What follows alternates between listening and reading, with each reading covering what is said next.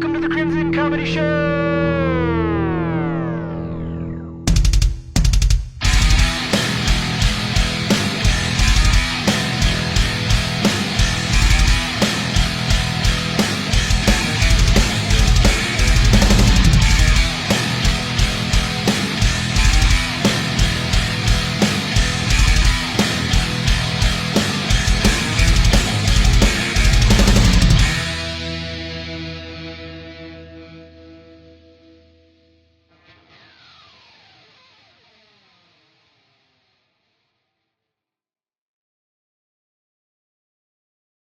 Welcome to the Crimson Comedy Show. I'm your host, Andy. Today we've got a very special guest today. He's a comedian and our most recurring guest. Give it up for Lee Fontucky.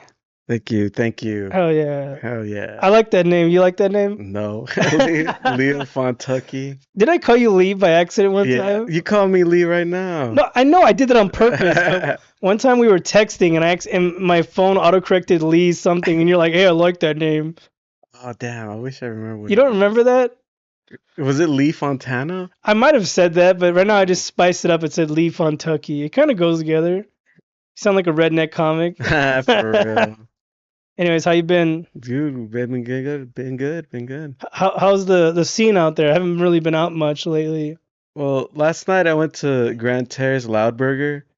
Oh shit, I heard about that. That's in Grand Terrace? It's off of like Mount Vernon and It's in Barton Road. It's out here? Yeah.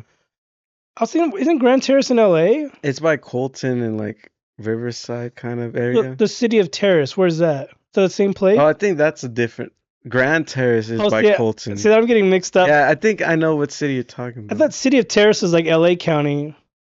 Anyways, they have a terrace. Continue what you're talking about. Sorry, don't let me interrupt. What were you? I've heard about this place. Yeah, continue. Every Tuesday they do shows. I think they're gonna start making it an open mic every Tuesday. It's a little rough room, but it's cool, dude. I think Ant Jr. was there, right? Yeah, he was there. I saw a couple clips last night. I've seen videos of this place, but I didn't know where it was. It's a cool spot. It's like a higher end burger bar kind of vibe. So it's a fucking what are those gastropub kind those millennial burger joints? It's like $20 a burger. Dude, their burgers are expensive. Well, it's supposed to be quality, I guess. Yeah. Better than McDonald's. But what was the place called? Loudburger. Yeah, like I said, I've heard of it. I've seen people perform that. I didn't know. Grand Terrace? I've never heard of that. Yeah, it's like a small little town by Colton. I didn't know we had small towns around here. Yeah. Like Bloomington, where I'm from, people are like, where's that? It's like below Fontana. You're from Bloomington? Yeah. I thought you lived in Fontana. So you're Leo of Bloomington? No, in reality. Yeah. So that's cool. But how was the show? Who else was on there? I know it was Leo. I mean, not Leo. You're Leo. Fucking Ant Jr. It was an open mic. It had a good turnout. Like Hector. Did you perform? Yeah. I've been trying to get Hector on here. He's like dodging me, but we'll get him on here. He's been on all the podcasts too. Not mine, fucking Hector. He was like, I seen him at the open mic in Ontario. He was like, hey man, I haven't seen you in a while. I was like, yeah, I haven't done a mic in like a month. He's like, oh, it's your comeback? I was like, yeah. And I fucking bombed hard. I bombed horribly. Enough for everyone to talk about it. I was the talk of the town. Dude, your last episode you were talking about, that shit was so funny. But listen, I came back because the last episode I talked about the bombing. Then 2 days later, I did the Rock Gallery. And thank you, Bebos, for the time. He gave me fucking 10 minutes and I fucking murdered that shit. Hell yeah, dude. It was a room full of women. It was like ladies' night. Interesting. All girls. Me and Dave went outside. You were talking about barking, right? Me and Dave went outside and he was out there barking and I joined him for a bit. And I was like, hey, ladies, all Latino comics tonight because we were all Latinos. And then Dave's like, yeah, Latino comics. And we were just going. I went back inside to go over my set. And that fool barked his heart out because he fucking filled the fucking room. Dave Thompson? Yeah, he filled the fucking room because it was semi-full when I was out there. And when I came back inside, and all of a sudden, they ran out of seats. They had to fucking pull more seats out. And it filled. Nice. I was like, holy shit. After my set, I didn't tell you, it was all women, right? You know my comedy. You've heard my comedy. Yeah. It's not for women. And these ladies were loving that shit. Hey, that's cool. They were cool. I fucking murdered that shit. It was for the front row, all beautiful women. Dude, I saw that picture with Bevels with like 4 chicks. That was the front row. There was more because the girls, they split them up. Like some of the girls were on one, and then the way I guess they came late, so they added some to the left side. So they were split up, but there was a bunch of pretty girls, and some. It was the whole fucking room was beautiful women. Hell yeah. Beautiful women everywhere. But anyways, I was like, fuck, what if like some of my jokes are sexist and racist, and I'm like, what's gonna happen? And they just fucking ate that shit up. So Dave opened. I guess I went second, and then there was another dude. He came out, and everybody just fucking hit after hit, and then by the time Bebbles got on, all the girls were fucking drunk and rowdy and shit. And he was up there talking. They were like drinking buzz balls, and they were like, one of the girls was talking about wanting to hook up with him. He's like, no, I'm married. Like, no. Like, it was fucking wild, but it was fun. And Rick Bravo showed up randomly. Oh, nice. His girl forgot her keys or something. Oh. And he's like, what the fuck is going on here? He's like, I heard you guys from outside. Like, because it was like loud from I think Bebbles was on at that time. And he's like, oh, is this what a sold out show is like? Because like I said, we just got lucky. Like I said, me and Dave went out there. It was not full when we started. And then we just fucking, he was telling me a lot of people there are like, act like they're too good to bark or anything like that. But I like barking. That shit's fun. Like I said, a lot of women walking by. It was like girls' night. Like that place, Palm Springs, the Rock Galleries in Palm Springs. It's like a tourist place. Like it's like a baby Vegas. Like but for gays. But I didn't see any gays. This was all lesbians because there was like 3 dudes in the crowd. The rest was all women. So yeah, it was fun. The girls were cool. Everybody was cool. Like I did sexist jokes, I did racist jokes, and then after the show, they came up to me and dabbed me up, and it was fine. But I needed that shit, man, because I bombed horrible at fucking. See what it was at the Improv is I hadn't done a mic in a month.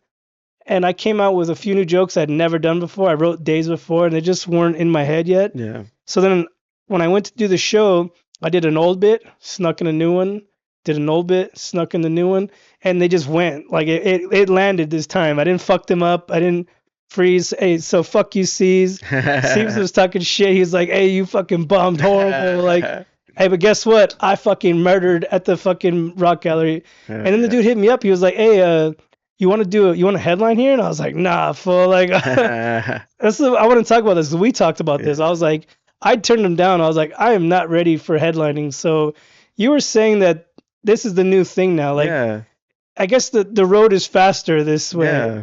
But okay, you explain now. What's your opinion on this? Because like I think back in the day, like a headliner was like a big deal.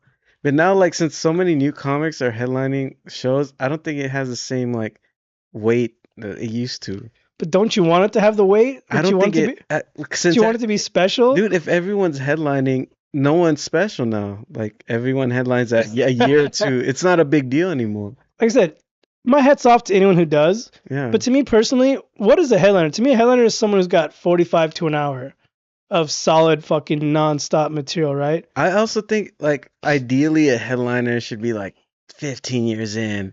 Or 10 years in. Now it's different. Like you. Because I've talked to seasoned comics and they're like, yeah, there's no way you should be headlining. I was like, I'm not. Like, I denied it. But like, maybe 5 years. If you featured for someone long enough, like shout out to the fools that that feature for headliners for a long time. Yeah. One day it's your time to shine. Like if someone like that gets offered, then yeah, take it. But I think I would have to be featuring for a headliner for a while and gain their knowledge and the experience. Nah, dude, like local shows, who cares? Just headline. It doesn't matter. Palm Springs not a local show. It kind of is. It's like a small local. Listen, I was just overwhelmed being offered it, all right?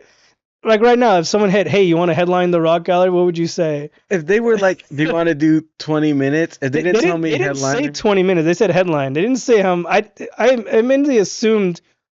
What's the headlining? 30, 45 an hour? I'm guessing 30, 20 to 30. I don't have 30 minutes of solid material. I have material, so much I've thrown away, and you know what I mean? But I just not confident in a solid 30.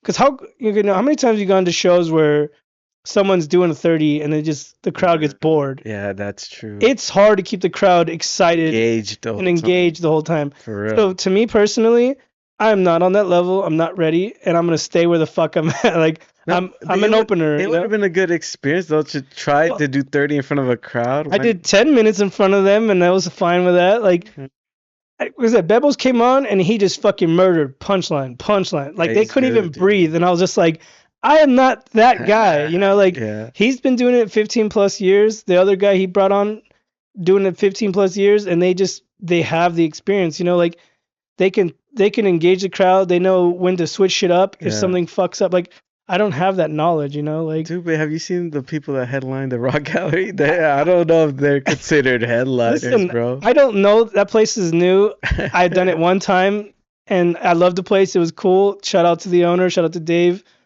for being. Yeah, they were nice to me when I was there. But what I was there for to do 10 minutes is what I'm there for. Like I am not. I don't have the fan base. That's the reason why I wouldn't headline is that I couldn't bring seats. Like I've been doing this shit 2 years. I could barely get my family to fucking come. You know what I mean? How am I supposed to bring friends and family to the middle of fucking nowhere? Like. Dude, but like I'm saying, it's different now. Like you think of it like old school, old timey. That's not how it is now. Like they probably bark in all those people at the Rock Yeah, we Gallery. did, but it's not always like that. We got Yeah, yeah, lucky. yeah, that's true. I think my Latino card that I pulled helped because everyone was like, "Oh, all Latino comics," and no one's like, "Fuck ICE," Like I asked these chicks, I was like, "Do you hate ICE?" They're like, "Yeah." I was like, "Okay, cool. All Latino comics in here tonight." They walked away and then they came back and they're like, "Okay, we'll go inside." Hell yeah. But that was funny though. They made Dave tell them a joke. They're like, "Tell us a joke." I was like, I'm not doing it on the spot." They're like, "Tell us a joke and we'll go inside." And then Dave did a joke and then they're like, "All right, you convinced us," and they went inside. Damn. Well, I wonder what joke he I don't said. remember. It was some fucking. I honestly don't remember. I wasn't paying attention. It was, but he did a quick little one-liner. Yeah, And then they're like, "All right," they were gonna come either way. They were just fucking with him, But I like the Rock Gallery. It was cool, but it was fucking hot. yeah. It is super hot. I wore a sweater there. It was at night. I was thinking, "Oh, okay, it's not gonna be that bad." And I get out there and I'm like, "Fuck, it's so hot out here." I feel like I was in the middle of nowhere. Like Yeah, it's scary driving there. when you get off the freeway, honestly the traffic wasn't that bad going out there because Nice. it was chill. But once you get on that one freeway where it's just two lanes and all desert, you feel like you're in the movie Cars with all the that what's that canyon place called in Cars? Radiator Springs. It's like the middle of fucking nowhere. There's like no pavement or nothing. There's like dirt roads and shit. But and then all of a sudden you hit civilization. And all of a sudden you feel safe. you're all right. We made it. Like you don't want to break down the last few miles. I'm always scared of breaking down that little area. But the way back was easy, and the way there I was just lost, not knowing where I was going. But on the way back, I kind of got lost. I forgot to get on a certain freeway, but I ended up finding my way back. But I was like, fuck. But that place is cool. I like that spot. How many times have you been there? I've done a mic there, and I've gone to a show there. I might have gone to 2 mics and 2 shows there. Rick Bravo's been killing it out there. He's been like there. He's hosting and shit. Yeah. Like, I like the room. It's cool, but it's just an hour away. Like, it's a mission. And I had to work the next day. So as soon as we were done, I got the fuck out of there. Like those ladies want to take pictures and shit. They took pictures with him, and I was like, I gotta go. See you later. Bye. They didn't want to take pictures of me anyway. But I was like, nah. I told Bebos, come on, let's wrap this shit up. I gotta leave. So it ended at a pretty decent time, like 9:30 or 10. I made it home by 11 and fell asleep right away and woke up like a zombie. It was like, fuck. That's why it's hard. I work at 4 a.m. It's hard doing these late, far shows, and I don't know. Like some people, like if they don't have like early jobs or kids, you can be there doing this shit every night. I don't have that, You're like, oh, you should be doing mics 5 nights a week, motherfucker. I don't have time for that. Like, dude, but there's some mics that start early, like. Well, which ones? The grind? Like even 3 Iron, I think they sign up I at thought 5:30. they stopped that one. I guess it's every other Thursday. I thought Adrian and them were done. It's some new comic took it over. Who? Dick Powers. He's not new. He's been doing it longer than I have. Maybe actually, Dick Powers been. I remember him when I first started. When I first went there, he was there. Shout out to Dick. Shout out Dick Powers and 3 Iron. But I didn't know he took over. I thought they were done. I just saw a post with Adrian saying that they were done. I think it's you sign up 5:30 and it goes from 6 to 7. And it's in Colton, so that's not that far. Just a 1 hour, that's it? Because I think that they have new ownerships and they don't want it to go too long. I love the crowd there. It's a bunch of like old dudes drunk. Like they're just regulars hanging out. One time I was there was this old dude just shooting flies with a salt gun. I think I know the guy. I think he's the owner's long hair. He's the owner's dad or the owner, whoever's owner's dad or something like that. That fool was drunk just shooting a salt gun. He was shooting fucking flies. I was like, what the fuck is that? He's like, oh, it's a salt gun. I was like, I never heard of that shit at the time. But they have more powerful ones now, but he had a little cheap one. But anyways, that place is cool. I just thought they were done. I didn't know they were continuing. Let's give Stephanie a shout out. Tonight she's doing the sandbar. Sandbar, yeah. I haven't gone yet. Every time I want to go, I'm doing a fucking podcast. So like I end up keep missing it, but I heard it's pretty cool. I've gone twice. It's cool. Is it a biker bar now or no? I was paranoid that it was, but Why? That's the best. nah, it's a dive bar. It's a little rough around the edges with some characters, but it's not all right. It's like a guy with a patch on his eye in the corner and shit. And drunk old dude trying to hit on your girl. Some drunk old heckler dudes and stuff. I love those shitty places like that because people like that are the ones that will like the shit you say, you know? Sometimes. They're not uptight or gonna get offended. The dude with the patch on his eye is not gonna walk out. That's true. The dude with the fucking on the bike is not gonna go like, this is offensive, I'm leaving, you know? It's the old fucking white people that are like, this is offensive. Or the young white chick that's offended for somebody else. Yeah, that's true. Hey, at that show that night, I'm telling you, it was all women, right? I was like, fuck, like some of these jokes are like sexist, and I'm like, sort of sexist, and I'm like, fuck, they're gonna get mad. And then after they were like, oh, you were so good, and they were dabbing me up, and I was like, thank fucking God, like, thank God for Buzzballs because they must have missed the punchlines because they were fucked up, but. Dude, but yeah, sometimes a woman crowd, they're cool with the jokes, but sometimes they're not, and you're like, oh, fuck. I'm telling you, there was 3 dudes. I'm not even exaggerating. 3 dudes and like 3 couples. And the rest was all women. I know you've been to Rock Gallery. I don't know. It's like 45, whatever it fits. Dude, every time I've gone to Palm Springs, I've noticed, I think that's where like hot girls vacation, because it's groups of hot girls like walking around. I think they're married women. They go there because they know the gay dudes aren't going to hit on them. Yeah. So those are the women you want to be married to, not the sluts that just will go out there to cheat on you. You know, if your wife is going to Palm Springs on vacation with her girlfriends, pay for all of them to go because they're not supportive of that girl trip. Bebos was like, oh, some girl was drunk talking about hooking up, and he's like, you know, I got a better chance to hook it up than you do out here because for real, there's a bunch of gay dudes out here. It's true. He was bending over. He's like, see, all I gotta do is this, and he whistled. No, but that show was fucking great. Thank you, Bebos. I want to have him on here. He says he's down to come, but oh yeah, he's a good guy. He's been killing it. He fucking went and did a show with Fluffy in fucking New York right after that, and he's doing some casino runs out here. Like, hey, if he never does my podcast, at least I've done shows with him. You know, he's given me time a few times, and I'm grateful for him. Thank you, Bebos. He's a cool fucking dude too. He's all into fitness and shit. He's always making fun of fat people, and I'm like, oh. I told him, I was like, you know, you're fit, but I'll never be fit, but good for you. Yeah. Have you ever seen him live before? Yeah, dude, I saw him destroy at a what was it? A Jeff Garcia show at the Urban Eats in Covina. He had one there, and Bebos went up before him and killed. Dude. Oh, you're talking about their Grins and Shin shit? Nah, it was before that, or maybe it wasn't Grins and Sins. It was on a Friday night. Is it the same place? It's the same place, but it was a different show. It was like a Jeff Garcia headlining show. I met Bebos at I did a pop-in at the Redlands Brewery. What is it called? Hangar 24. Dick Solis put me on, and he was just there, and I met him that night, and we did the show, and then I went to go see him again. They were doing a show in Pomona, and then we just like they gave me time then, and then I went to go see him again, and they gave me time then, and then. Nice. This time he hit me. I was drunk when he hit me up. I was in my garage drinking beers, and he was like, "Hey, what are you doing this day?" And I was like, "Nothing." And he's like, "Hey, you want to do some time in Palm Springs?" And I was like, "Man," I was like, "Fuck Palm Springs." Like I never been out there before, but I was like, "Yeah, I'm down." And then I'm glad I went because that place was cool. Yeah. I probably won't go. That's what I said when that guy hit me up for the headlining show. I was like, I need time to write material. All right, I'm not ready to headline. No disrespect to you guys. Thanks for the opportunity, but. Shout out to anyone who can. I'm not a headliner, and I'm gonna say it. Dude, I think you should have done it, dude. Because all these other headliners are doing it. You're saying 20 minutes. In my head, I'm thinking 30, 45 an hour. What the fuck? I don't know. I'm not sure how long the Rock Alley makes their headliners go up for. I don't know. I've never been offered headlining. And when have you ever heard of a headliner doing 20 minutes? The local shows. Well, I haven't, so I didn't know. I'm not experienced. You've been doing this shit longer than I have, so. When I heard about that, as soon as he said that, I was like, 1 hour. I was like, I don't have that. Hour. I don't have 1 hour. Sorry, guys. I'm producing at the same time. Anyways, Leo. So, what's going on with you? How's life? It's all right.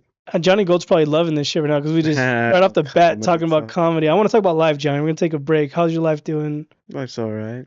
How's your comedy doing? You writing new shit yet or what? Yeah. Occasionally, I kind of rely on my old stuff mostly. But I need everybody does. Yeah. Fool, that night that I went, I'm telling you, I pulled this. I heard that you could do it, try an old one, throw a new one in, old one, Yeah. and it worked. So at the improv, I just came out with 2 new ones straight out the bat. Ate shit. Are you gonna go to the Halloween episode or the Halloween Oh, special they're it's doing? next Tuesday. Probably not. Why not? Dude, I don't support mics that cost a lot of money. It's only $5, right? Isn't it? It comes out to like $8 with tax, and then sometimes you have to buy a drink. It's only they only do 1 item minimum now. Sometimes they're cool and don't make you get a one item. But even $8 for a mic, dude, like come on. So what do you think about the people that charge for mics? Well, I like I was talking to older comics, they're like pre-COVID, a lot of mics were free. And they're like, it's weird to have to pay for your art. I get it though, like one item minimum for the establishment. I'm conflicted about paying for See, time. it's different for a 1 item minimum for a bar because Yeah. you're just trying to get asses in seats. That's how you're getting it. But a comedy club, nah. And if someone who's on a show at your spot should not have to pay for at least 1 or 2 drinks, you know? Yeah, that's another thing too. I've done shows for free at shows and I had to buy my own shit. I had to pay for my own parking. Like That dude, I don't. I'll just say, yeah. If you do a show at a place, the minimum they should give you one free drink, like a free. What's a drink a ticket? drink I've gotten at the Redlands show, what's that place called again? Hangar I 24. keep forgetting the name of that place. The Hangar 24, they give you tickets Hell there. yeah, that's dope. And I did the Strum too before, and they also give you tickets. Hell yeah, that's how it should be, dude. But everywhere else, Yeah, that sucks. I've done plenty of shows and like no, like I said, I'm here. You're putting out there, especially when they're selling tickets and you have to pay for your own drink. You're like, what the fuck? Yeah, Like, can I get a water? That's gonna be $7. Like what? yeah. I'm gonna bring my own shit. Sneak in some shit. I went to JoJo's show, his birthday show at the stand up Oh, in nice. Bellflower. That place was nice. The only thing Yeah. that sucks about the place is no fucking parking. Yeah, you have to walk like half a block. No, we walked blocks, like Wait, where'd you park? fucking down the street next to some cigar lounge. That night was like a church night. There's a church around there, I Oh, guess. fuck. So like literally we were circling. I went with my friend. We were circling, nothing. And then I was like, man, fuck this. Let's just go try this next street. And I just wandered off to another street, and then there was luckily some car was leaving, and we just took the first parking, and it was like 3 blocks away. But that's something that sucks about that place. It's like the Comedy Store. There's literally no parking. You gotta like bust a mission to fucking get there. Like No, but the stand up, if you go on their website, everyone, they tell you the parking. There's like the Bellflower Public Library, like a half a block. it was all full. And there's another like city Bellflower parking a block up. It's full. Those both lots were full? Yes, I'm telling you, there was a church. Damn. There's a church. So I asked the local. I was like, "What's going on with the parking out here?" They're like, "Oh, there's a church set in session right now." I was like, "Oh, okay." I didn't know. And then me and my friend, we went to the cigar lounge right there, and we were smoking. Then the church session ended. You could see everybody leaving. But where's the church there? I don't think I have there's a no. church around. There's a church in that area somewhere. I don't know what kind of church it is. I don't know. I don't know religion, but maybe it was a fucking Seventh-day Adventist, or I don't fucking know. But a lot of people started leaving, getting in their cars, and like a lot. So I was like, oh, that's the fucking church people right there. So yeah, place was beautiful. The sound there was fucking amazing. But JoJo said next time he does a show, that he'll talk about having me on. I was like, all right, cool. Not holding my breath, but I told him at least now I know if I come here again, not to come early or park automatically in the fucking back. But we parked into some cigar lounge and we're like, fuck it, let's get a cigar real quick while we're waiting. There was like 30 minutes of the show started, and we were smoking, and then I bought a small cigar so that I could finish it fast, and it didn't go fast. We were like, let's go over there. Let's start heading over there. We're going over there, and I was talking to JoJo. I was like, when are you guys gonna start? They're like, oh, another 15 minutes. I was trying to fucking chief it real quick. Then we went to the front, and we was still trying to finish that shit. And then it was cool, but that place was cool. We got there late, so we sat in the back, but it was still fine. But the cigar lounge was fucking beautiful. Next time I want to go back there, I want to go back there. They have a full bar and everything. Oh, nice. There was women in there smoking cigars. I was like, what? I've only seen that once. No, these girls were smoking cigars in there at the bar, drinking wine and shit. I was like, whoa. Like most cigar lounges, you can smoke inside. They had a patio. That's what it was full. We sat outside, but I love that place. I'll go back. Yeah, the stand-up Bellflower it's a cool spot. I've been there once. Who'd you see? Jeff Garcia. Oh, yeah, that's a spot though. He's gotten pretty lucky. Like he has like a what's the word I'm looking for? Like a residency everywhere around here. He Yeah, just call the shots. That's the goal right there. for real. Would you want to be like him, where you can just set up residency and be wherever you want, or would you want to travel? And I think what he did was fucking amazing. Like, I think it's genius, bro, because Southern California has so many people. LA, his area, La Puente. Imagine if you could get all these people, all these fans from that area, and they'll follow you around to different clubs and shows. You have it made. You don't have to go and anywhere. what's great about him? Every time I see him, new fucking set, like new material. He just comes up with shit like that. Like, that's my goals. I'm not witty like that. I want to be, but like that's like years of experience. Like Yeah. after a show, he talked to me and he was like giving me advice and shit. And I was the whole time in my head, I was just like, I don't know what the fuck he's even talking about. I was just so nervous. Like, like this fucking legend is talking to me. Like, why is he talking to me? But he's cool though. Respect to him. His son too. Respect to JoJo. They've been cool to me. They're giving me time. I don't deserve it, but you know, when you're nice to people, people are nice to you. You know, Mhm. if people out there are fucking assholes that just wanna, you know, just keep everything to themselves, you're not gonna go anywhere. I was watching a podcast with Rachel Wolfson. Oh yeah, She yeah. was on the Joey Diaz podcast. Oh, cool. Check it out. It's a great episode. I never really knew much about that girl, but she's fucking sick. But she was talking about how she was out here in LA. She was doing a lot of shows out here in front of the same fucking people over and over. And she was like, I realized like she moved to Texas because she's like, I just needed to change the scenery. She's like, you can't keep performing in front of the same people. You'll never grow. Like It's true. this is why I do not stick to the same fucking scenes. That's good. I move around, the IE, LA. I'm going to OC tomorrow. Like, Oh yeah. listen, like I said, I say this all the time. It's nothing against people. It's just me personally. I don't want to be around the same fucking people all the time. Like, because if I tell my jokes in front of you, how many times you're gonna stop laughing? You know, like Yeah. I need to hear it from somebody else, and then eventually I'll come back to you with a new joke, and then you hear it again. You know what I mean? But like, it's hard to write new shit. Be Yeah. consistent writing. It's said you said you like to go back to your old shit. It's something. It's in our fucking heads. Is like, oh, it's a safe space. Go back to the old shit. Like, so like I said, I went out of my safe space and I tried new shit in front of people I knew, bombed. So then I was like, fuck it. You know, I'm gonna practice these jokes again. I'm gonna go do it in front of a new crowd. Killed. You know. Yeah. So like you can't just expect to do jokes in front of the same people and get the same results. You know, they might like this joke you do, but they don't like the joke you just did. But the next people, they might like all the fucking jokes you just did.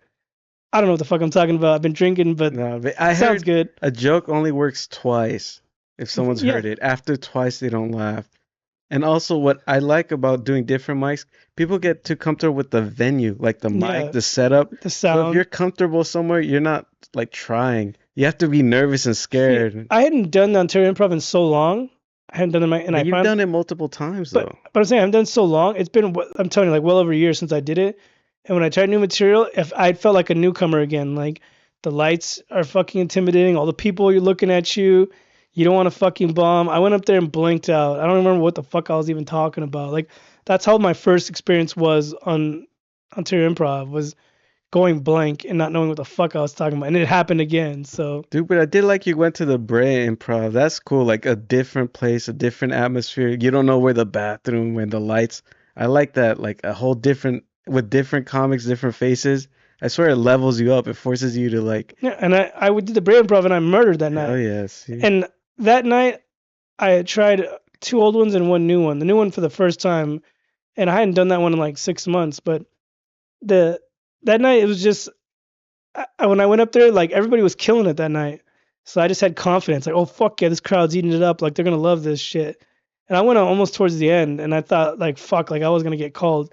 So when I went up there, I was like, Jeff told me this shit. He was like, project and be confident, blah blah blah. And I just fucking went out there, projected confidence, and confidence will take you a long fucking Yeah. way. In comedy, especially like delivering your jokes, believing in Because your there are jokes. some people who laugh at their own fucking jokes. Yeah, that's a little And annoying. they laugh at their own jokes, and when they fall flat, they laugh at their own jokes, and then people just like, you know, they mistake it for them bombing.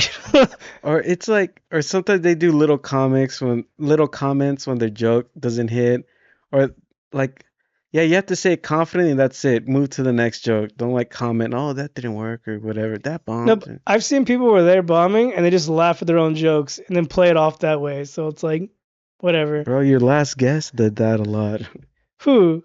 Jose Ayala. I don't remember that. He did that? Every time he had a nervous tick when his joke wouldn't land, he'd laugh. And it always bugged me, and I never told him about it. Oh, he's going to hear this shit now. Sorry, Jose. I haven't seen him in a while, and he came out here. It was cool. Like, we had a great talk, talked about the whole Texas experience and shit. Yeah. Would you ever do that? Would you take the leap out there?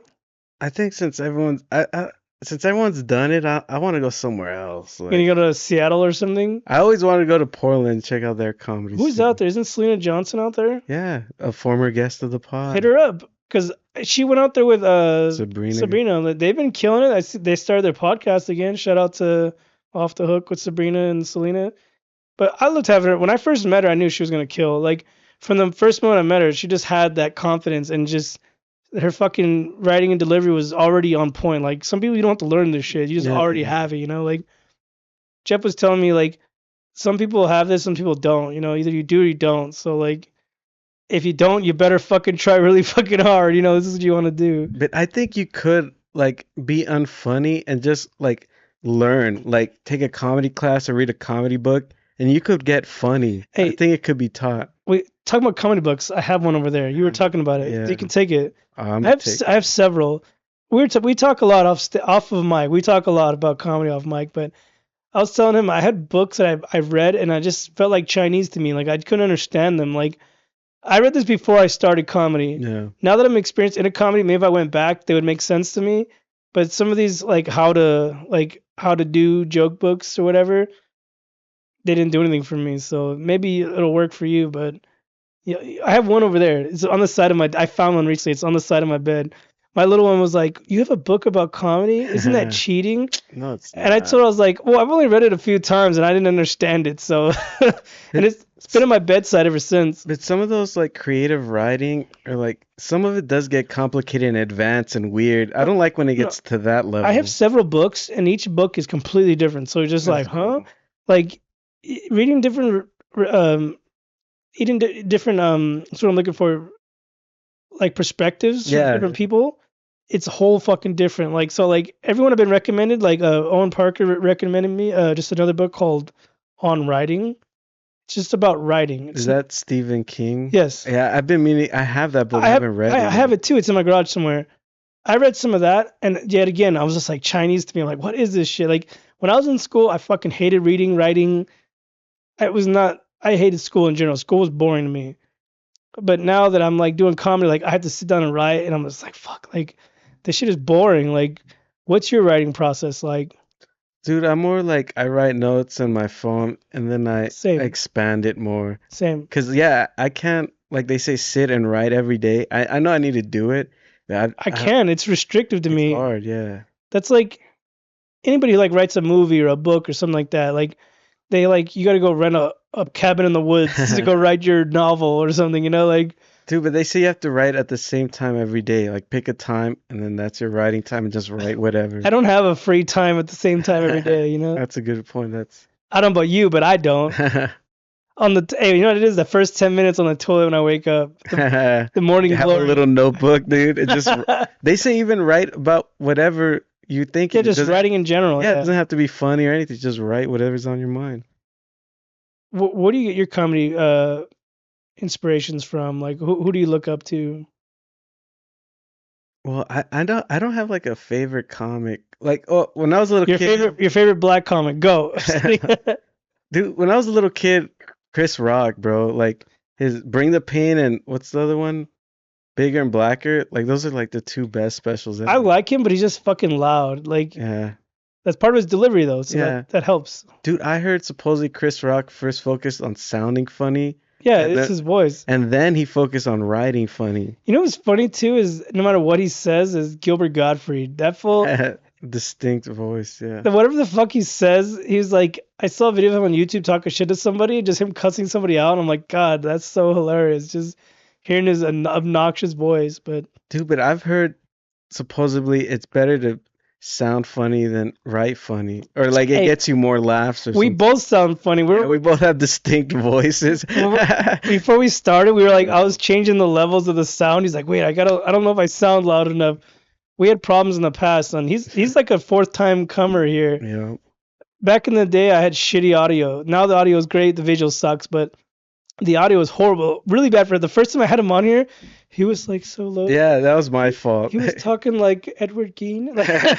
I didn't like that show, dude. I didn't like the new It Netflix sucked. show. It was gay and weird. Like Exactly what I think. so. Anyways, he was talking like Ed Gein the whole episode. He's like he was like hit the microphone like really far back, and so the It first sound like Ed episode Gein. I had to just trash. We didn't air it. We trashed it because Yeah. we trashed it because he was talking too fucking low. Then the second episode he did with us, something happened with the audio. It went Yeah. to shit. And then it sounded like a Nokia cell phone recording. Yeah. And I released it when I shouldn't have. And then he came back again. And this is before the whole new setup. But now he's here. And hopefully you yeah. sound good right now. But Yeah, I sound good. yeah, but I've been told that, like, Jeff Garcia told me this. He's like, you need to project more. I'm like, that's just the sound of my voice. No, I have that same issue too. I try to keep it in mind to like. That's why, like, when I do shows, I try to, like, stand more center so I look like I sound loud. You know what I mean? Remember that show we did at the fucking Redlands and I, like, kind of walked into the Yeah. front? You're like, oh, I should have did that. Yeah. I looked like I was louder, but I wasn't, you know? I was portraying myself projecting louder, you know? Dude, what I do, I just straight up put the microphone to my lips. Straight to bro. your lips. That's what I do to make sure. But to then pick see, it up. when you sound like this, you don't want to sound No, like but you got the right range when you're like, you have to hear yourself too. You doing good? He was Dude. giving the mic neck right now. Dude, You dirty girl. but I've noticed too, you kind of have to hear how you sound with the speakers when you're on the mic on stage, and then you could tell, like, oh, am I too low? Am I too high? It's like, all right, perfect. Yeah, because sometimes, like, some places I've gone to, like, I don't know, like, I'm now learning technical. Someone's like, yeah, this sound system sucks here. I'm like, oh, I didn't notice the difference. Like, Me too. some I'm people, the same. some people are like, oh yeah, the sound sucks there. I'm like, well, I don't fucking know. Like, I'm not into sound. I don't know the whole fucking delivery, whatever the fuck it is. But I just go up there and try my best to sound clean and clear. Try not to bomb. Dude, I even heard some mics. Some mics you have to talk directly, some underneath. Like there's some mics that pick up sound differently. The worst is wireless mics. Yeah, I don't like wireless mics either, dude. Those are the worst because they cut out. And they sound light too. You don't sound like it's hard projecting with a wireless mic. Yeah, wired mics are always the best. Fucking wireless is trash. So Yeah, it feels just off. I like to play with the cord when it's like a distraction for me. Like I'll wrap the cord around my hand or something. Like I don't know, just having wireless, that emptiness is just yeah. Dude, but I hear you're not supposed to play with the wire because it makes you look nervous to the No, audience. what I just see, I've been listening to metal my whole life, so I wrap the microphone around my hand like a metal singer. My friend told me, he's like, oh, because you think you're performing in front of a show. And I'm like, I guess. I just grew up, I've said, since I was like 12 or 13, I was going to metal shows forever. That's how the singers do. They wrap it around so they don't trip over it. Oh, that's why they do. I've tripped over the microphone wire at comedy shows. I think I have. And I've unplugged it twice. I have one. So what I do is, have you ever watched any clips of me or whatever? I always wrap it around my hand, or I hold the other part with this hand, like so, because I move around when I do comedy. I do a little sometimes acting out or whatever, and some people are like, "Well, stop moving around so much." Like, fuck you. I'll do it. I'm gonna stand there stiff like a loser. Like some acts require you to move around. Like some older comic told me, "Oh, you shouldn't move around too much. You wouldn't get work." Fuck you. This guy's a bum. He didn't even wash his hands in the bathroom. Fuck that guy. Dude, but I do. It's a faux pas messing with the cord though, because it makes you look nervous. Well, like I said, I don't mess with it. I wrap it around and then I got it. You know, like I hold it. Like I'm not playing with it. I'm not twiddling it like a fucking phone cord. I just make sure that I have it secured. It's just a thing I do. I don't know. I've always done it since I started comedy, and I don't know. It's kind of like my tick or some shit. Dude, I heard you're not supposed to put your hands in your pocket because it makes you look nervous. I do that sometimes subconsciously. I'm like, fuck. Like one hand in my pocket. I'm like, why am I doing that? No, I've done it for photos. That's about it. But Jeff was telling me like, oh fuck, party foul. Just leave it. Who cares? You have 2 bottles. Sure. Jeff was telling me like to keep like a lighter in your pocket or something just to fidget with. That's a good tip. But you said not to put your hands in your pocket. Oh. Put your microphone down. It's too high. Right. There we go.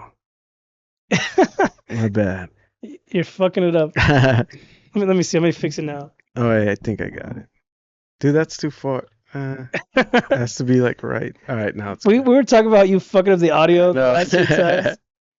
No, but yeah, like I like taking advice from people, but you just gotta figure this shit on your own, you know? Like, Yeah, take it everything with a grain. Even the comedy books, take whatever you like a tell grain you, of salt. Don't take it all in and I forget shit. which book this is over here, but I'll give it to you, and then you tell me how you feel about it. Because after you're done with it, I want it back so I can read it again. Because I started reading it, and I don't know, I don't know how I feel about it, but Yeah. there's certain books where this one I think has we can like write your own jokes inside of it. Don't, all right? I heard supposedly that's a bad, like that type of learning, because it's forcing you into a formula as Yeah, you're not that's why free. there's certain like schools where teach you how to do comedy. Like they're teaching you formats and like that. To me, every joke is different. They're not the same. Like Exactly. You can't fit into a formula I literally format. can't even describe to you how I write my jokes.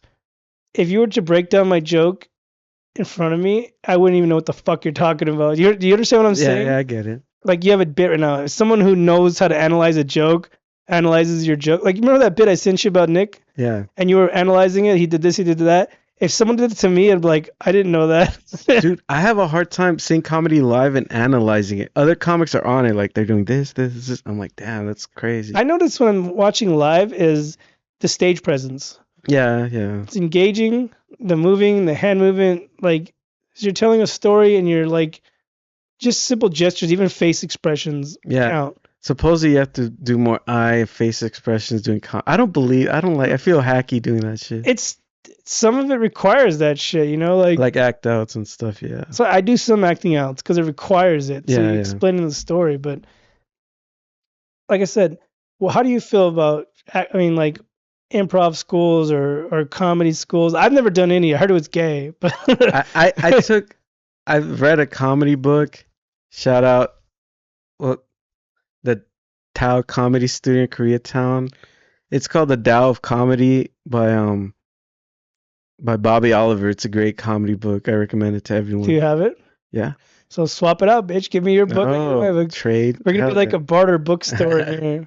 Dude, I've taken like 2 or 3 improv comedy classes at the Redlands School of Improv. How recent was that? Because isn't that new? It was like a year or two ago. Who you did with George and or which No, it George? was the guy who owns it, Nick Nieblas. He used to do. I think they still teach. It was like a 1 day like improv class, and I took like 3 of them. It was interesting. It's interesting. I got offered a show there. Ernesto Ledesma was here, and he was doing a show out here, and he's like, "Hey, you want to come do 10 minutes or whatever?"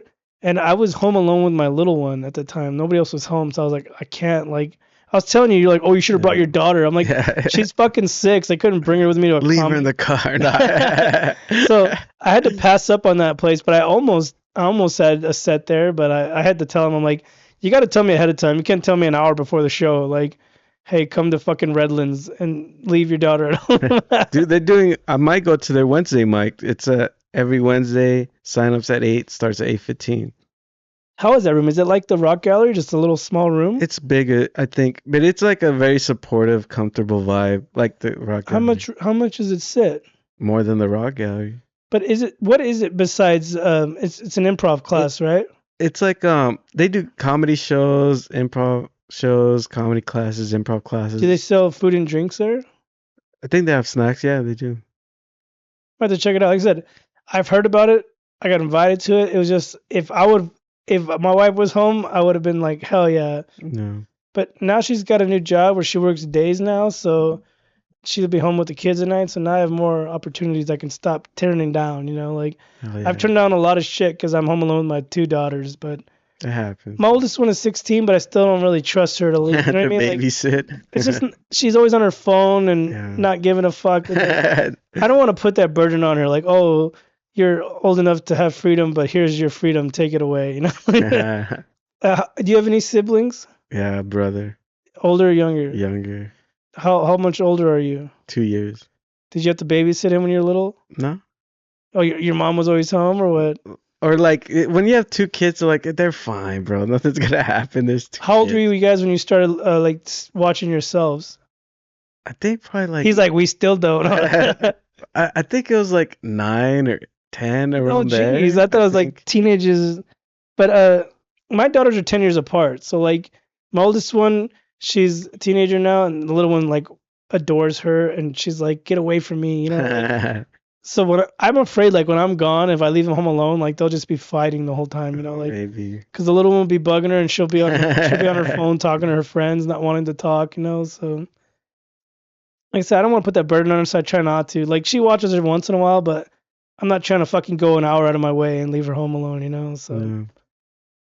Well, like I said, my wife is starting a new job where she'll be home nights, so I'm back, bitches. Hell yeah.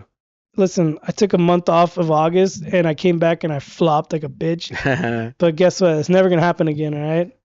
I'm back. Yeah. This year, I want to fucking. This next year, my third year in, I want to kill it. On this second, Hell yeah. my first year, I killed it. My second year was like off and on, weird, and going through a lot of shit in life. The third year, I want to focus. I got this podcast. I'm making connections with cool comics and shit, and I think I'm ready for this shit. You know, like Hell yeah. maybe I'll headline the Rock Gallery next year. You know, Yeah. I didn't. Now we're talking. I didn't know they offered 20 minutes. I thought it was. I'm not sure if it's 20. I thought it was Don't 45 to an hour. You know, don't quote me on that. I didn't want to headline in front of 5 people. You know what I'm saying? Well, if you barked in more people. Yeah, well, we did, but we got lucky.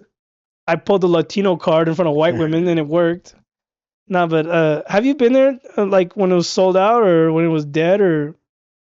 I remember the mic, dude. Surprisingly, when I went for the mic, I think not only did it have comics, it had regular people, so it was pretty full. It was. I'm telling you, that night was all regular people. There was literally nobody. None of my family and friends. None of their family and friends. They're all strangers. Nobody knew us. So it was a whole fucking fresh faces and shit. How many people do you think it sits? Like I 27? think Dave said 45 or something. 45, really? I haven't gone in a while. I haven't seen the seating. They added arrangement. when we were there that night. They added extra chairs. Like he was pulling out chairs. Oh, So I don't know. I think he said 45 interesting. max compat. I think. I don't remember. All I know is there was a fucking sea of women. That's all I fucking know. Like you saw the videos and pictures, right? Yeah, I sent you. It was fucking crowded. I'd never been there before. When we got there, it was like 15 minutes till it's showtime. It's like fuck, there's nobody here. And then people started trickling in and trickling in. Then I was like, fuck, I asked the owner, how much are you selling the tickets for? And he's like, blah, blah, blah. And I went outside. I was like, all right, I'm going to go pitch this shit outside. And Dave was already out there. And then I just joined him and we just fucking went at it. And then he continued on after I went back inside and just he pulled it off. So good shit for him, you know? Dude, but that's the worst feeling in comedy. Like 15 minutes before the show and it's not people. Everyone's all nervous and tense. Like, oh no. I'm telling you, by the time, 15 minutes right, I was like, there's nobody there. When I came back in at showtime, they had to add extra seats. Just like that. It was quick. It was like, it was a Saturday night too. So it was just perfect timing, perfect everything, you know? Because I'd seen people go there before and it's fucking nobody there. That's why I was skeptical of going. I was like, fuck, I really want to drive all the way out there for nobody, you know? Like, you never, some comedy shows are hit and miss, dude. Sometimes that's what Dave was telling me. You got to be able to bark. Some people act like they're too good to bark. I was out there having fun talking shit to these ladies. I don't give a fuck, you know? They're never going to see me again, you know? Dude, but I swear female comics are the best at barking. Because I think with... Obviously. No, dude, because I think everyone feels more comfortable, like a female, like inviting you somewhere compared to a dude. Like they feel more like weird. It was me and Dave, two fat kids. I'm shocked you guys were able to bark people, especially women. I'd be like, fuck these guys. David's a jolly dude. He's like happy and welcome. But if I was a hot chick, I'd be like, I'm not going anywhere this guy tells me to. I look scary, but Dave looks warm and welcoming. Like he's got his little comb over and his smile, like polo, whatever his hair is. Suit. He looks like he runs. Doesn't look like a bad guy. He looks like you could trust him with your V you card. Could hug him. He's cuddly. Me no, but I was out there for a bit. I just pulled the race card. Latino comics inside, and they're like, really? Like anti-ice show tonight. I literally said, I was like, do you hate ice? The lady was like, yeah. And I was like, well, then come inside. Step right up.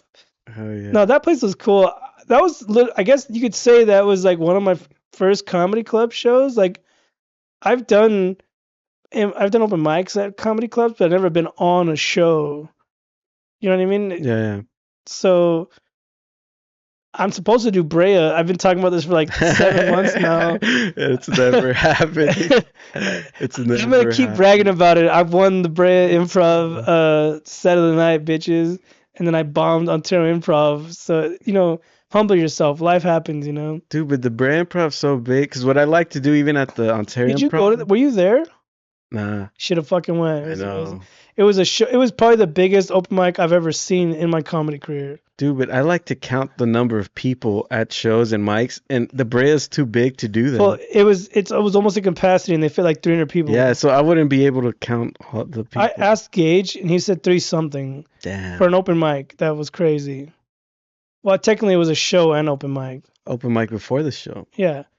Shout out to Gage. He invited me to another again. I had to turn this shit down. He invited me to a show. He has a new room in a bowling alley. Where at? I don't know. It's a bowling alley somewhere, but it was cool though because they have a whole Big Lebowski theme. Him and fuck, I'm sorry, I forget this dude's name. I was sitting next to him the other day at the Improv. I'll get back to you on his name, but they run a room at a bowling alley. It's a little private room where you can like, I guess they do parties there or some shit. But he invited me last minute again. You don't know the name of the spot or show? Bolera.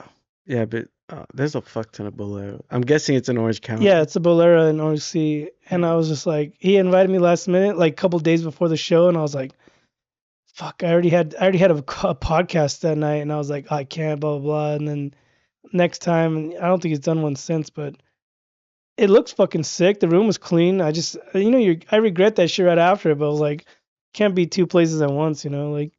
You say you turn down shows all the time. What the fuck? All the time. When are you gonna start fucking doing shows? I need to start taking it serious. How long have you been doing comedy now? Like 3 years. What are you waiting for? I know. How much time do you have in material? I technically have a lot if I really I really focus on all my shows. 9 hours. You got hours on hours, dude. 3 specials in the game. Dude, but I hate going to Orange County because every time I get lost and have to take a toll freeway and I have to pay it at the end of the day. Why don't you just go to put in the no tolls? Dude, my GPS always fucks me over. I don't know why. I put no Orange tolls. County has like 3 freeways. How are you getting lost out there? I do every time. I don't know. And my GPS always takes me on a toll one, even when I put no toll. The only tolls that I know about is on the 60 out there? I forget they have like 255, 150. I'm going to one tomorrow night. Gil's going to be on a show with Riley. I forget this place it's a bar. They're doing a show, and after the show, there's an open mic. Is it in Fullerton? It's in OC. It's in Santa Ana. It's called the Proof Bar. Oh, I've done the open mic. Dude, I went to the open mic there. Let's go tomorrow. I'm going tomorrow. Dude, it used to be Monday nights. And I went, dude, and it was when they were doing ICE protests. And it was like Santa Ana PD, dude, helicopters, tear gas. And I was like running there with all these teenagers, dude. You're like, so, you guys avoiding the tear gas outside? Dude, I thought I was going to get arrested. Like right when I got out of the parking structure, it was like chaos. I was like, what the fuck? So, yeah, I'm going there tomorrow. Gil's performing, and so is Riley. And then Dave Rispoli, the guy who's John Goblicon, the Right Now podcast. Oh, is that the Goblin guy? Yeah, I talk to him online once in a while. He's cool. But he's also going to be there too. But I'm going to go out there to see those dudes.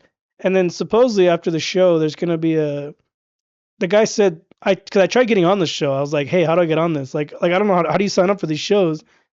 And the ones that run the Orange County stand-up or whatever, there's like some type of sign-up shit. I didn't, that one mic we went to, the one in Redlands, where it's like a weird sign-up sheet. Yeah. And it's like different sections.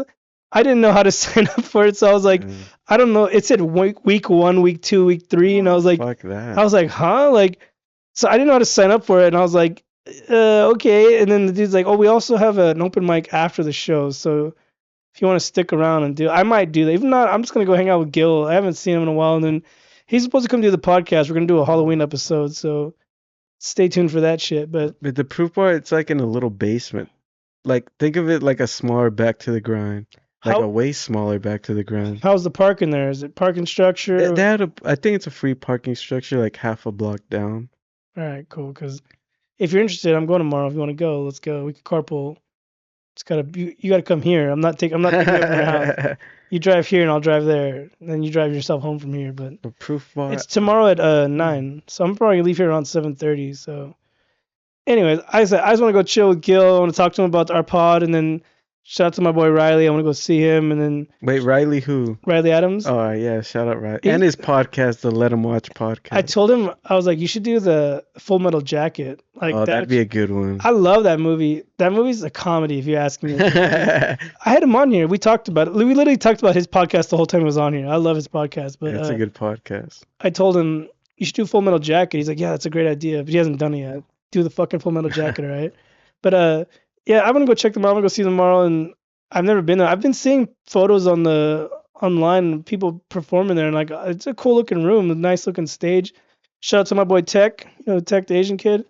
He goes there a lot, and I think he inspired me to go because that room looks nice. I said I would try to get on the show, but I guess I'm gonna have to wait till the, the open mic after and do 3 minutes or 2 minutes, whatever the fuck they offer me. Yeah, I hate those like confusing slotted shit, and sometimes it's weird. Sometimes they don't update it, so it's from the week before, and you're like, that's what they do. Was telling me, it's like, oh, Yeah. we don't always really keep track of this. So I was just like, huh? Yeah. So I was just like, you know what? I'm just gonna show up to support. If I don't get on, who cares? I'm gonna go consume comedy, if anything. Yeah. I'm gonna see my boy Gil, see Riley, check out Dave. I've been talking to him online for a while. We get to finally meet. He's fucking cool as fuck. He's nice. He's not an asshole like most comics. Yeah. Most of the bigger comics act like they're too good Yeah. to talk to you, but he's cool though. He doesn't realize he's famous, or else he wouldn't be talking to me. But anyways, I'm gonna go check out them. If you want to come, let me know. Are you busy tomorrow? I don't think so. Like, but I don't want to go. Well, if you're not doing anything, let me know. We'll go. We can fucking carpool out there. You can pay for the parking. I think CK is tomorrow. Is the CK Cafe tomorrow? Like, oh yeah, you're right. It is tomorrow. Then never mind. Go to CK's. You don't have to go do the Orange County mic. Yeah. I just wanted to venture out to Orange County because I've only done Orange County like twice. I did this Mexican restaurant in Orange County. That's where I came up with my deaf joke. Wait, which Mexican restaurant? I don't remember. It was in downtown Fullerton. I was in the parking. I think I remember that. I was in the parking structure and some girl pretended to be deaf. Yeah. That's a true story, and that happened in Orange County. That was the first time I ever did a show. And then you did Noble Ales, right? Yeah, that was the second time. I've been meaning to go there. I've been lagging. It's bigger now. Like before, they said they did it in a smaller room. When I went, it was in the bigger room. It's cool. It's a nice little spot. Like it's a big ass fucking stage, big room. It's just when I went late. The crowd already kind of left, so I didn't give a fuck. Yeah. A show's a show. But anyways, what's new out here? What are the new spots? How's that one in Riverside? It's like Barrel something. What's that place called? Oh, Carbonation. How's that one? That's cool. I got invited there. I just haven't gone. I haven't gone, but sometimes there's like an audience, an actual audience. It's like in the back of a brewery. It's a cool spot. Breweries are the best. I like breweries better than bars. What about you? I feel safer in breweries. Bars, you feel the danger. I feel like breweries, it's more of a family environment. It's more like anyone can be here. And bars, it's like, this is our fucking spot, and you can't tell. It's more shady elements into dive bars too. Breweries don't have that like sketchiness to them. But technically, Chatterbox is a dive bar. And it also has a sketchy elements in it. You might get stabbed in different ways. You never know. So you don't like the Ed Gein show? I've been watching with my wife. I'll say I like the Dahmer one and the Menendez brother one. Because even though it's exaggerated, it's kind of more reality. Dude, the Ed Gein's all exaggerated. It's not based on reality. I heard about that. My girl watched the show before me. Yeah. And I heard that it was a lot of bullshit. It's like super. So in my head, I'm like, is this real? It's not. Is this real? It's fake. I kept asking her, is this real? Like, what's real? Like, almost none of it is real, dude. Like, there's no Ed Gein didn't have a girlfriend, dude. The fuck? No, supposedly there was. There's a chick. There's photos of her. No way, dude. That guy was crazy as shit. Maybe it was his girlfriend in his fucking head, and she was at the neighborhood fucking hussy or something. Yeah, that would have been funny. But the girl who plays his girlfriend was a slut, so maybe she was. Maybe she fucked with him, I don't think Ed Gein had any like friends or close relationships with anyone, dude. He was like a crazy old guy. I watched the show, and the most disturbing part was that one dude who's like a trans dude getting fucked in prison by some dude who's like a prostitute. That guy was real. Dude, there's a video. There's an actual video of that guy like doing crack and banging guys on the internet. It was like Prison Files. They filmed it themselves. Like back in those days, the prison gangs ran the prisons, and he was like the prison gang's bitch. Yeah. So when he would the shit in if you watch Ed Gein's show, the shit he talks about to the guy he was hooking up with is based off of an interview he was doing with someone. No, but there's actual footage of him Yeah, doing drugs and getting yeah. boned, dude. Well, there's footage now. Did you see that footage recently of a female officer? She was beautiful, hooking up with a male inmate, and another dude was smoking weed and filming it. I think I have heard of it. I Like, think I did. I think I did. she was Yeah. beautiful and literally threw her life and career away for some fucking loser and the dudes that were smoking weed and banging her in the cell. Like, they could have killed her. She's fucking Dude, but dumb. I heard like supposedly those inmates have game, and a lot of these female COs, they're like, what's the word? Like, not susceptible or like Vulnerable? not vulnerable, but like Dumb bitches? they have like baby daddy drama, and they have, you know what I mean? So they're easy to talk into to like hook Whatever. up with them. You know, you mean subdusive? No, what's the word? Susceptible?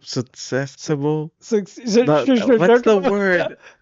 Susceptible? Yeah, that I'm trying to say that word. I forgot how it's pronounced. I'm drinking, so I don't know what I just said. Cause yeah, dude, if you work at a jail, your life's not that good. Let's straight up. They make Like, good money. What are you talking they about? they make more money by smuggling drugs and stuff. Well, she was smuggling pussy in there.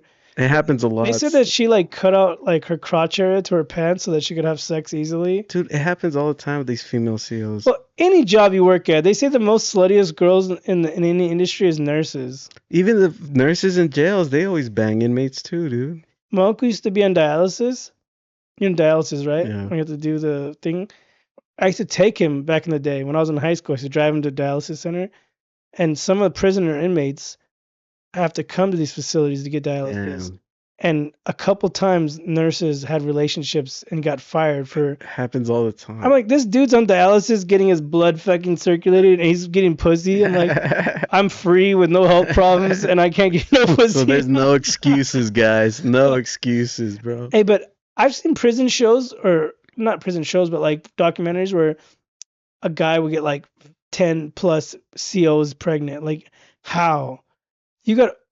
And they're, honestly, to tell you the truth, they're mostly fat, ugly. They're not the prettiest. But this girl that I was seeing on that video, she was beautiful, like hot. Like, why are you even here? They all have like troubled background. Like those female teachers that bang students, they all have weird troubled backgrounds too, dude. They're not like normal, healthy, well-adjusted women. Are women normal and healthy? That's a good. Just kidding, ladies. That was a joke. This is a comedy show, ladies.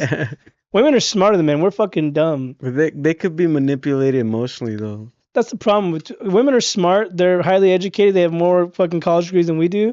But the problem is they're emotional. We're not. Yeah.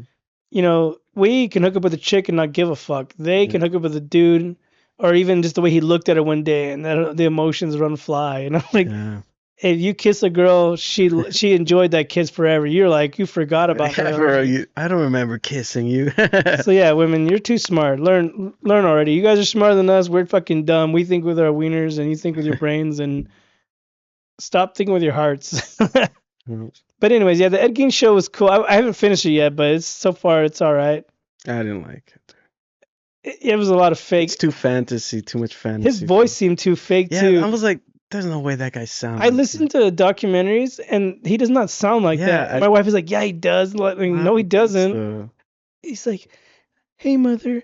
Yeah, I'm like, I'm pretty sure he didn't sound like that. Did you see? There's like memes where like, in the movie Hot Chick, where Adam Sandler played the guy with the dreadlocks in the like weird ass store they were in. I vaguely remember that. And Hot Chicks, they were like in a weird store and they bought those earrings. It's like a weird fucking store. There was Adam Sandler plays this like stoner dude. He's like, you know what you can do with this? You can put your weed in it. He's like, you can put your weed in it. Everything he was talking about, he's like, oh, you can store your weed in it. I do remember. They were saying it sounds like fucking Ed Gein. It kind of does, for real. Hey, his fucking haircut was retarded. Like he had like a crazy taper like way up here, like that old school 50s like taper. Nazi shit. Yeah. Supposedly he got manipulated by like Nazi like propaganda. Like he watched that lady that she was real. I remember her. She even got like tried against by Nazis because she was too fucking evil. But supposedly he saw photos and videos or photos or whatever, and took his inspiration from that chick. Like That makes sense because I've seen the picture of the Nazi lampshade with the skin or the yeah, tattoos. that's where I remember her because she would take if you had a tattoo, she would Yeah, kill you and take your tattoos as and patches. you could see the skin. So that makes sense. Like if you're a crazy dude and you see that, it's gonna like inspire you. What also too is back then in the 50s, in those times we're desensitized against all kinds of Yeah, shit. Back then, like if someone got hit by a car, the whole town knew about it and it was horrible for everyone. yeah, Like seeing all those murder, like they didn't even believe the photos they were looking at. Like this doesn't look real, blah blah. yeah, Just exactly. being exposed to that shit, and then like you said, being mentally ill, It's a bad and then like, wait a combination. minute, why don't I try this shit? Yeah. Like a while back, maybe like a few years ago, I was on the freeway and someone got hit by a car and Oh, died, damn. and they put a sheet over the body, and we were in traffic and we're driving by, and my daughter's like, my oldest, she was probably like 7 or 8. She's like, "Is that a dead body?" And I was like, "Yeah, baby, I think it is." And then she's like, "Okay, cool," and just went back to her tablet. Like she didn't care. Like Shit. the generations now, like we're so desensitized, like we don't care. But back then, like that's a lot back then, you know. Yeah, Especially like the soldiers having to see that back in those days. yeah. That's why one of those people were saying, imagine if he saw Vietnam, like he's horrified about World War II. Imagine Vietnam. Imagine now. Have you seen the clips online? Dude, there's some Like wild the clips on. Ukraine Russian shit, the drone shit. Like they fucking blow each other's heads off with drones and shit. Like they don't even shoot each other anymore. It's literally a fucking drone war. Yeah. Everything I see nowadays, it's like a drone of a soldier being chased down by a drone, and they get blown up and just fucking they're done. Like so another video, this dude was on a motorcycle and he got his head blown off by a drone. Like, I was like fuck, like that shit's crazy. Like, but I said nowadays people don't care anymore. You know, like Yeah. I'm worried. Like, you know, people watching these shows, they'll be inspired to do this shit. Like Hopefully not. my girl's like, oh, what if there's more serial killers? I'm like, there is everywhere. Like we just don't hear about it. Like I think technology like stopped the serial yeah, because you get killers. caught easily. Yeah, you get But caught so supposedly in fast. Texas there is one. There's like a dude out there killing gay dudes in Texas. I heard about. Remember they were talking about kill Tony? They're like, you better watch out, Tony. He's killing gays. Yeah, but I don't know. Girls are all into to murder shows and That's like funny, that. isn't it? Isn't that weird? You know what it is? It's because they're fucking crazy. Yeah, And crazy likes crazy, you know? but they're all into listening to true crime podcasts and seeing true crime documentaries. I'm like, why do you watch And this you know what's stuff? weird on TikTok? There's a trend about women being taken advantage of by serial killers, and they love that shit. Like they're like these serial killers, like Ed Gein, blah blah. They get letters of women sending Oh nudes, yeah, they do. They have photos. They want fans to and marry stuff. them. Like you heard a dude like raped and killed a woman, and you want to be his fan, like. It's weird. Yeah, it's some mental illness stuff, bro. But it's crazy, like when that other one movie, what's it called with the Night Stalker? Oh yeah, Richard Ramirez. When I watched the real documentary on him, and they arrested him, and he was being taken downtown, and on the side of the road, women flashing and sending nudes, wanting to marry him, and the cop was like, "Those aren't for me, those are for you." Like, I was like, "How the fuck?" Like, I'm not crazy. I don't kill. Like, and I'm not getting nothing. This fucking dude kills and tortures people, and women want him. Like, Dude, but Richard Ramirez supposedly is like the best looking serial killer no, I ever. thought Ted Bundy was. Dude, Richard Ramirez is way better looking than Oh, Ted hey, Bundy. hey, Lou has a crush on Ted Bundy. I mean, Richard Ramirez. Because they always say Ted Bundy, but then you see, well, some angles of their pictures, you're like, Okay, these but dudes look, aren't that. Richard Ramirez was more like scraggly. Ted Bundy was more put together. He looked like a lawyer. Like he was representing himself. He looked like his own lawyer. That's true. The next, supposedly they had scenes. Did you watch the whole show? Right? Yeah. They had scenes of Ted Bundy. Supposedly he's going to be in the next, not the next one, but like in the future. They're like giving hints towards him. Now, after the Ed Gein one, I'm like, I don't want to. If they're just gonna exaggerate and fake everything, I don't know. That's what people were saying. Is that this one they liked the last two, but this one was like too much. That's how I feel. It's just fake now. It's not even based on the next real one's shit. supposed to be about Lizzie Borden. She's a woman who hacked her mom and stepdad to death in the 1800s. Yeah. So that's definitely gonna be fucking portrayed exaggerated, because it's from crazy. 100+ years ago. You don't know the Yeah, details, but I think Richard Ramirez would be fucking sick. Like that that dude, would be too crazy, dude, to show about him. like Like, that white dude that talks about him on Kill Tony. He knew him. They were drug addicts together. damn. You see that? No, I didn't. On Kill Tony, there's an old white dude. He's probably in his like 70s or 80s. He's been on several times, and he talks about how he used to do drugs with Richard Ramirez in San Francisco. Like they were tweakers together. They would do like live in trap houses and do drugs. And then one day he saw him on the news being chased when he got Oh, caught. got beat up. He's like he saw his friend getting chased on. He's like, what the fuck? He's like, go Richie. He was like cheering for him to get away. Richie. But he tells the story. It's just fucking hilarious. But yeah, the guy used to do drugs. But it's a white dude on Kill Tony. You never watched that shit? I don't know, big Kill Tony fan. How come I feel like I'm the only comic that watches? Like I swear a lot of comics don't like Kill Tony. I watch it to consume comedy. I like all comedy podcasts, you know. But Kill Tony's, yes, it has cringy moments, but I like watching when they have comics that I like on there, you know. Like Yeah. I like listening to their perspective and just seeing them fuck around. But 99% of the open micers fucking suck. But Yeah. it's just fun. It's like when you watch American Idol, you watch them to bomb, you know. Like it's just fun to watch. But I like it. I enjoy watching the comics that I like on there, but not every episode. I don't know who the fuck they are, you know. But Yeah. there was this one guy. He was just telling those stories, and that shit was crazy. But anyways, why don't you like Kill Tony? I like only when someone I know have done it. Even older episodes when they're in the comedy store and some comics like, oh, I was on this episode. I'll look it up and see their old episodes. Johnny Gold told me he was on a few episodes. I haven't seen them. There's an audio one of when he was on. I want to see him. I don't hear him. Yeah, that's what sucks because a lot of those old Kill Tony episodes, it's just audio. They don't have the video. Well, during COVID? No, like before that, like when they're in the belly room and stuff. I think Johnny told me he did a Zoom version. No, I think he did it back in the belly room days, but they don't have the video for it. I've had a lot of guests on here that do Kill Tony, and he was telling me about it. He's like, yeah, Jose killed it, and he's like, he was on it. I'm like, I tried. I'm like not going that far back. I don't know what episode he's on. You know, it's hard to find, dude, because I always look for him. He's already listening, so Johnny Gould, put the stamp and the time of when you're on, because I'm not doing the whole research. He was on episode fucking 4 or 5. Like episode 300 or some shit. But the ones in the belly room, I seen some of those. One of them, this dude like went crazy and was like ready. I think he got banned. He was like trying to fight people. I think I might have seen that one. I saw that and I was like, holy shit! Like the belly room is small. Like have you been there? Yeah. When you're walking up there in like full capacity, you feel the ground moving and shit. You're like, fuck. Dude, you remember Brooks Bar, right? Yes. I always thought, because they're like, the belly room's so small and intimate. I imagined Brooks Bar, like how that level of small and intimacy. But when I went to the belly room, I'm like, this is big enough that it's not intimate at all. It's not intimate. That's probably about the same size as Rock Gallery, right? The belly room? No, the belly room was bigger, dude. Well, there's a whole upstairs seating, right? Because it's like the side. When I was there, people were standing in the toilets in the restroom. That's how it was when I went. I was standing by the toilet.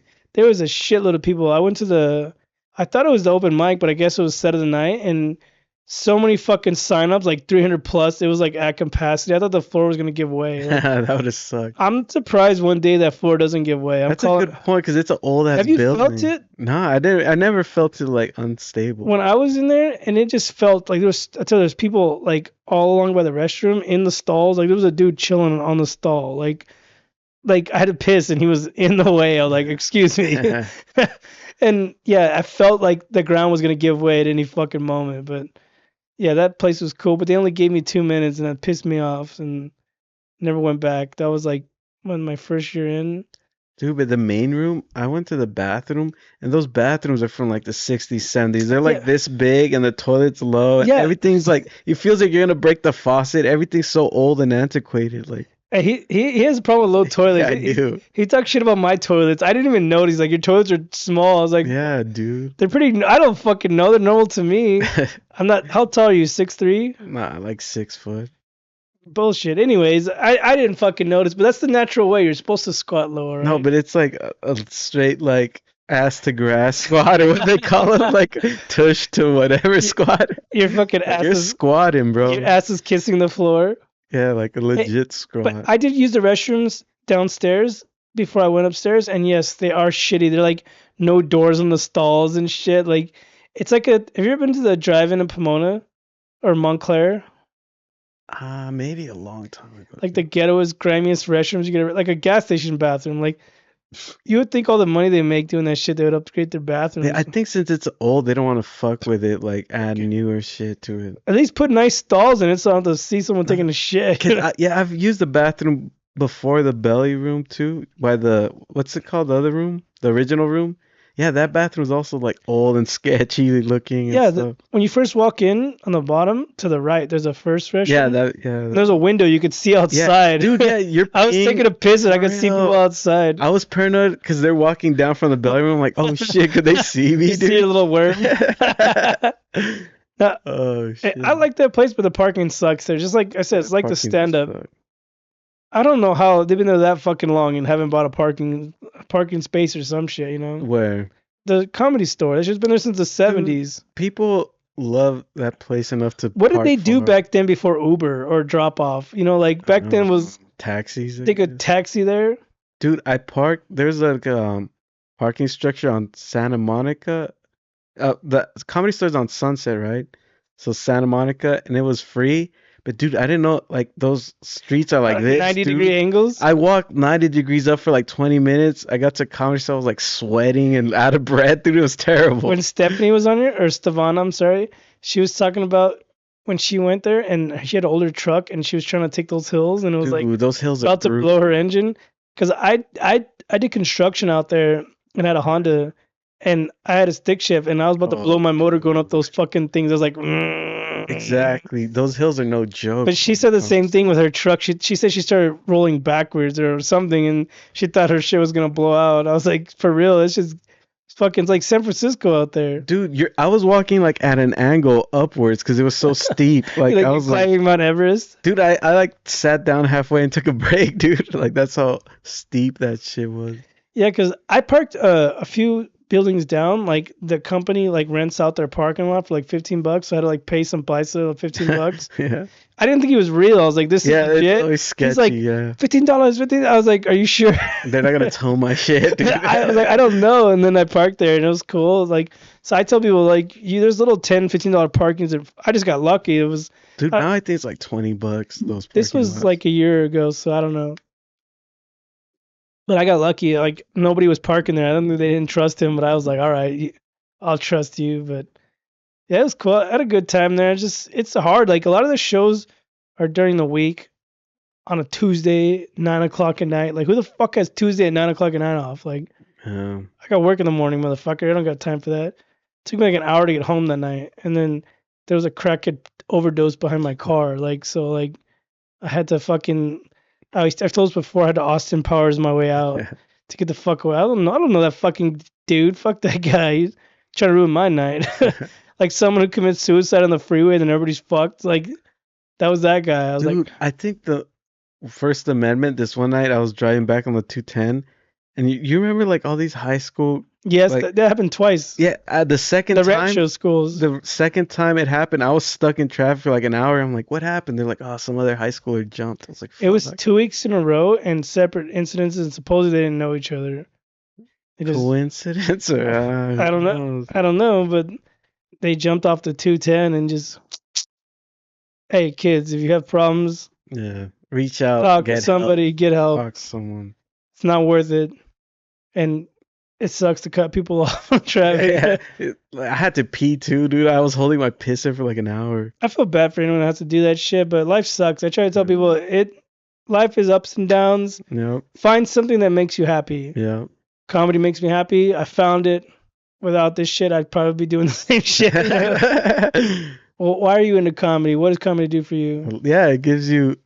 I swear, comedy is a great distraction, bro. Like you don't have to think about life, bills, responsibilities. You just jokes, performing. Like it's a perfect distraction. It's a perfect. So that's what I like about comedy. So I tell my girl all the time, like she's not really into comedy. I'm like, if you're not happy at a comedy show, then you have some deep issues. Then you're like sad or something, dude. It's an escape for everyone. Yeah, that's the word, escape. Yeah, it's an escape for everyone, for the artists, for the audience. Exactly, for the audience. For anyone who's there. Like We're here to forget. Yeah, exactly. It's like going to a concert, going to a movie, going any sort of entertainment is a place to escape reality. For real. At the And end of the day, for real, it you work is. all week, your job sucks, your life Yeah. sucks, your wife's a bitch, your husband's a bitch, like, and then you go see some dude tell some jokes about his wife being a bitch or Yeah. her You husband being a relate, bitch. like, oh shit. That's what is great is about you can find something relatable and just tell it. Like that's why all my jokes I do are about my life and the shit I go through, and hopefully somebody can relate to it. This is why I will never steal a joke. I will never take a joke from someone because I feel like I can't deliver it my way because it won't be real. Like I don't know about you, but if it ain't coming from me, it ain't real. Like Yeah. have you ever taken a joke from someone before? Has anyone offered you a tag or a punchline or I something? think I have. I'm pretty sure I Did it have. work? Probably. Probably made that shit better. I was being emotional and you should have been like, no. No, but I've had people give me tags and shit. I'm just like, yeah, it sounds cool, but it's just not me. That's why I said why I couldn't steal any jokes because they're just not me. And I don't feel like I could figure out how to deliver a No, but joke. that's different. If someone offers you a tag and you use it, that's not stealing jokes. Or... No, I'm talking about in general, like if they offer you a joke, like a tag is one thing, but like Yeah. giving you a premise or something, like I have to be, oh, you should do this, you should do that. And I'm like, or try to change your joke. Oh, yeah. And you're like, no, it doesn't work that way because it's not the way you wrote it or it's not your experience. I've had people give me tags or something for jokes that completely change the story. Yeah, yeah. And I'm like, it's not gonna work. It's true, too. The reason why I say it this way is because it works. Yeah. If I say it your way, it doesn't work. It makes no fucking sense. But like I said, I like comedy. This shit makes me happy. But if you don't like comedy, that's whatever. But Yeah. it's why I do this shit. It's why I have this podcast. I give people platforms like Leo. He's our fourth comer. He's been here 4 fucking times. Resident. He's Yes. local. I asked him to come here because I've had people flake out on me, and he was here. He didn't come the other day, but he came today. Came today. So he's cool. Like I said, off mic we talk about comedy a lot. That's why I like talking to other comics about comedy because I don't know everything about comedy. Like I like getting different people's perspectives. That's what the point of this podcast is, to talk about comedy, get people's perspectives, their life experiences and shit. And like, what is comedy gonna do for you in the next few years? Like, where do you see yourself in comedy?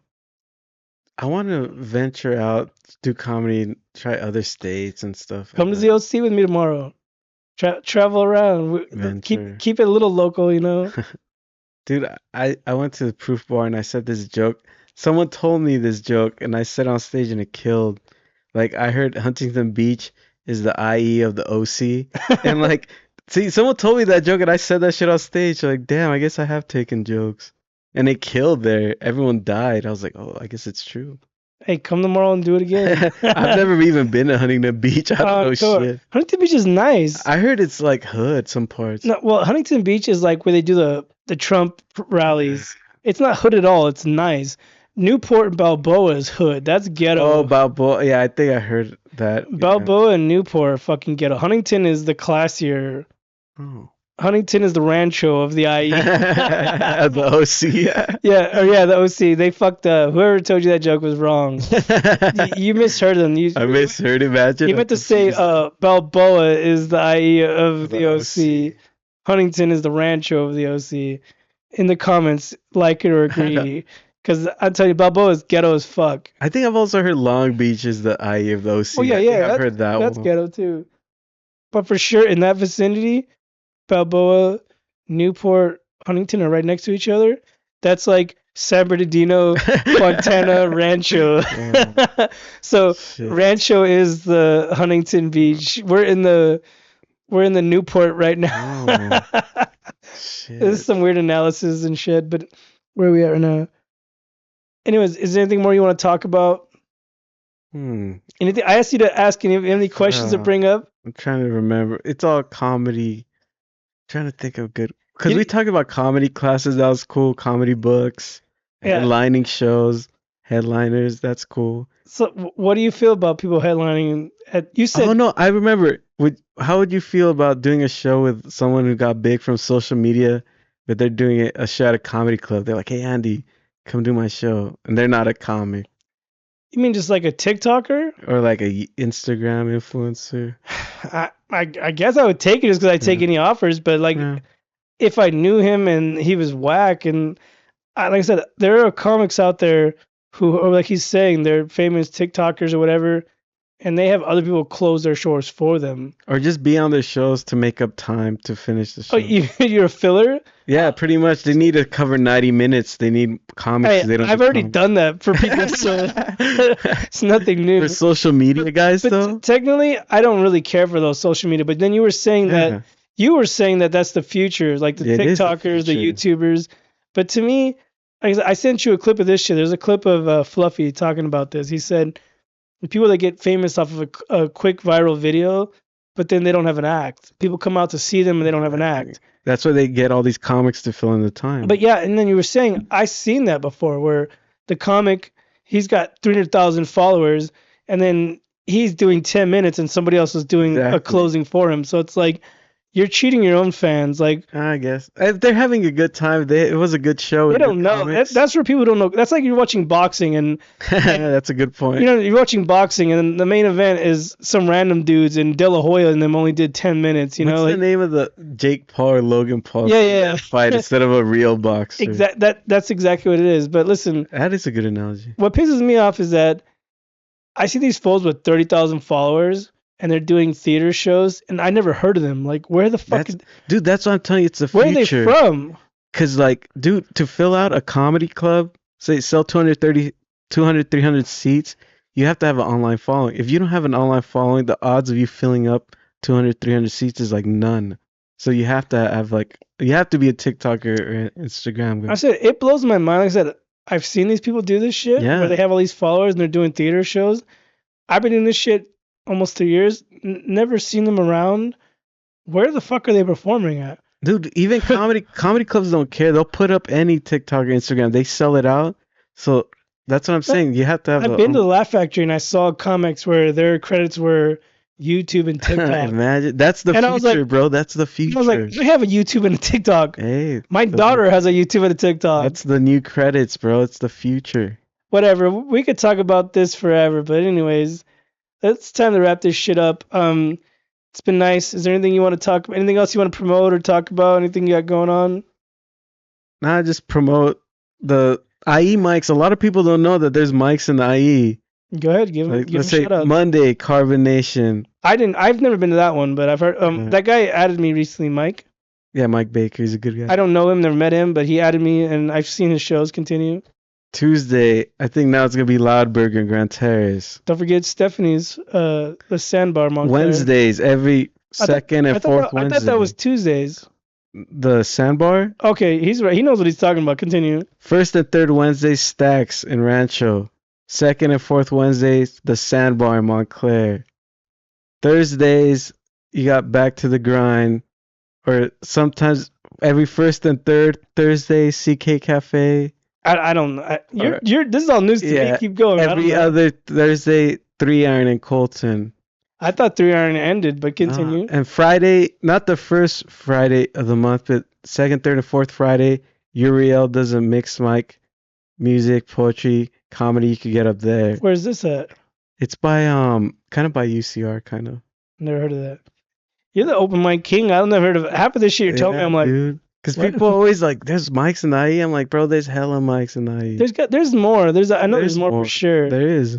But anyways, Leo, you want to stay mysterious on Instagram still? Yes. He's still. Normally, this is the time when I tell people to follow him on social media, but catch him at all of those open mics he just mentioned. Yep. The IE open mics. Book him a fucking show. He's scared to book a show, but this guy's fucking hilarious. He underrates himself, but he's fucking hilarious. Anyways, you guys can follow me on my Instagram, AndyC_comedy. You can follow the Crimson Comedy Show on Instagram, YouTube, Spotify. Like, subscribe, talk shit. Check out all the mics he talked about. And is there anything else you want to say? I think that's any final words for any open micers? Fuck the Ontario improv mic. Go to the cheaper mics until you get funny, then do the improv mic. Go to the $3 less mic. Yeah, and then when you level up, go to the $8 mics. All right, cheers. Let's cheers. Good night. Cheers. Good night. Thanks for coming again. Thanks for the invite.